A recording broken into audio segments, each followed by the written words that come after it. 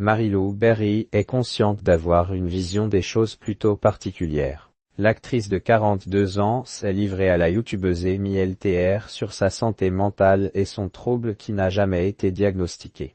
Marie-Lou Berry, à l'affiche du film D'où Jésus de Frédéric Kierig, qui sortira en salle en avril, a eu une récente prise de conscience. La fille de Josiane Balasco et Philippe Berry s'est confiée à cœur ouvert auprès de la youtubeuse Amy LTR dans son émission tricotée sur sa santé mentale. Marie-Lou Berry, très anxieuse, je prends conscience seulement maintenant que...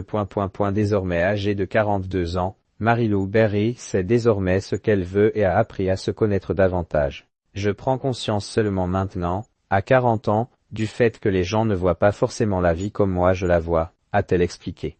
Si elle côtoie constamment les plateaux de tournage et doit parfois se rendre dans des événements mondains pour son travail, la comédienne n'y est pas toujours à l'aise. Je suis très anxieuse mais je sais très bien pallier. Je suis quelqu'un d'assez solitaire, je n'ai pas une énorme vie sociale, je ne supporte pas de voir beaucoup de monde très longtemps, a détaillé celle qui est maman d'un petit garçon de 6 ans, prénommé Andy et né de son amour avec l'artiste de rue Alexis. Marie-Lou Berry et ce trouble neurologique qui n'a jamais été diagnostiqué. Marie-Lou Berry est d'ailleurs persuadée d'être atteinte d'un trouble dit trouble spécifique du langage et des apprentissages non diagnostiqués. Je pense qu'il y a de vrais traits de la sphère autistique qui ne sont pas forcément diagnostiqués. Par exemple, j'ai un petit frère et une petite sœur qui ont tous les deux des troubles dits et je pense que moi aussi, sauf que cela n'a pas été diagnostiqué, a-t-elle confié. Et d'ajouter, je pense que c'est neurologique. Mais en même temps, si tu as réussi et que tu es toujours là où tu es à 40 ans, c'est devenu une vraie force.